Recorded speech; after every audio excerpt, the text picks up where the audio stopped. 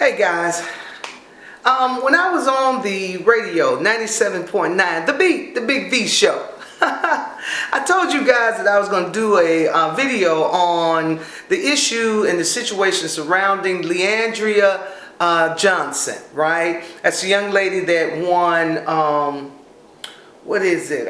It's like American Idol, but it's the gospel side. Sunday's Best. Ended up blowing up, becoming a big, huge gospel artist, and at one point in time was pastoring her own church. Here recently, Leandria released, or somebody released a couple of videos of her cussing the church out.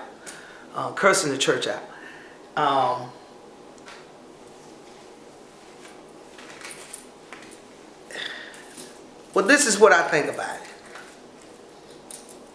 Who hadn't?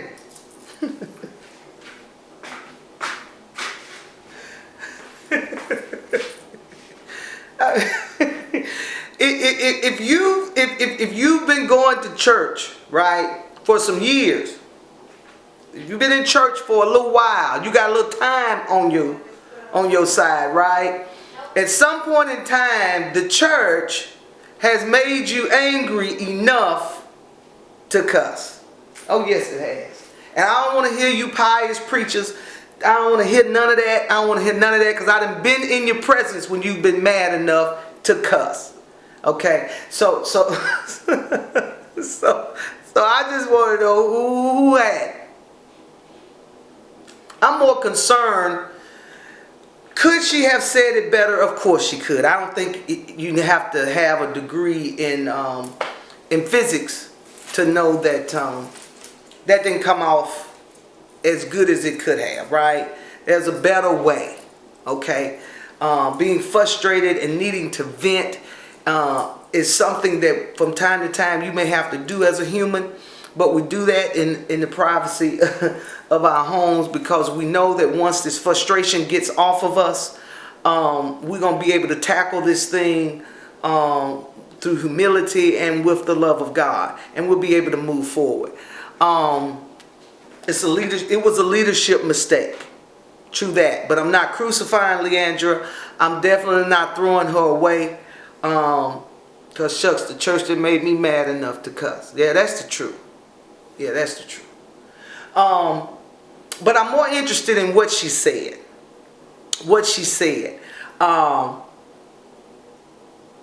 About the money. You know, the whole thing that I'm pushing now at this stage of my life is educating us as it relates to having a better understanding of money and finance, investments, businesses, and things of that nature, because I truly, really believe that that is the way to bring people up, lift people up out of poverty. It's not about how much money you make. I know that that is a natural belief. You know, I just need more money. Well, I know people who are working 2 and 3 jobs, making more money than what they were making with that one job, and they still broke. So if it was just about making more money, that would solve all our problems.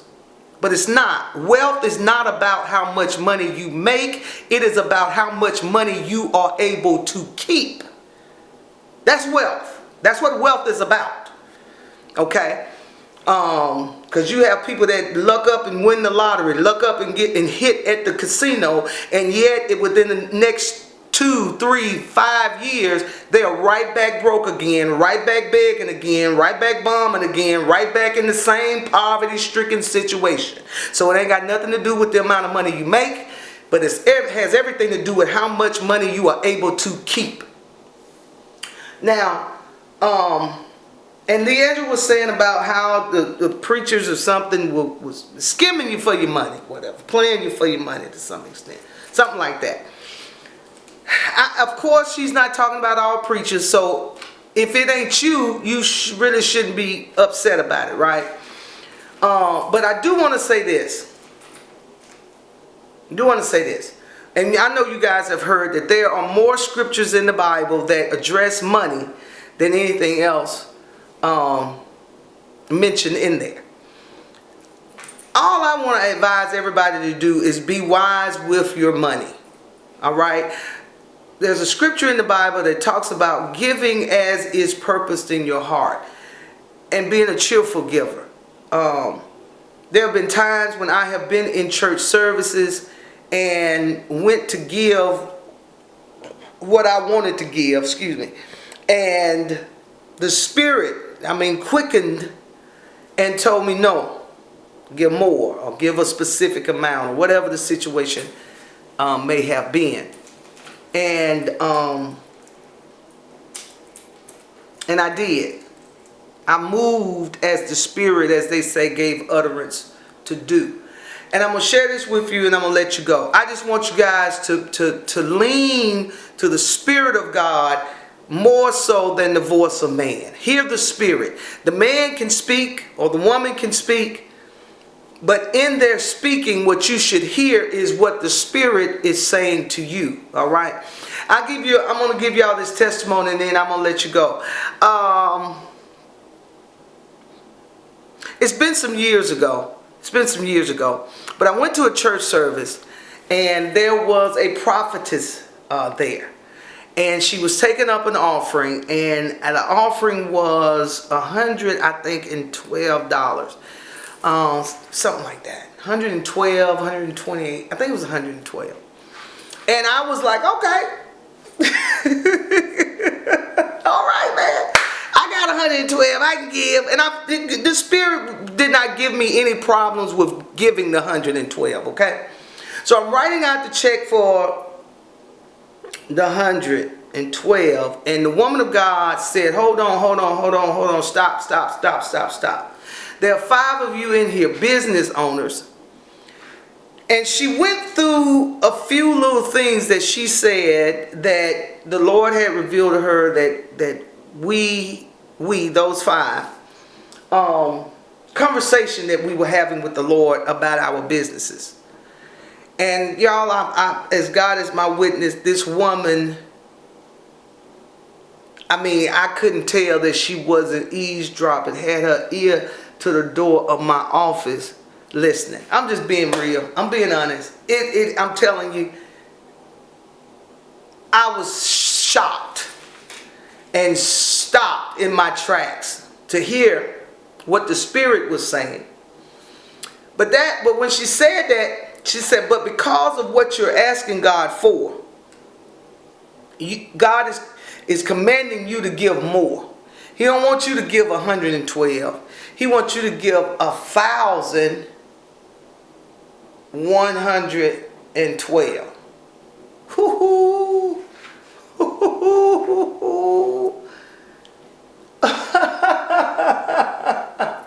I sure did stop writing, honey. Not only did I stop writing, I put that check down.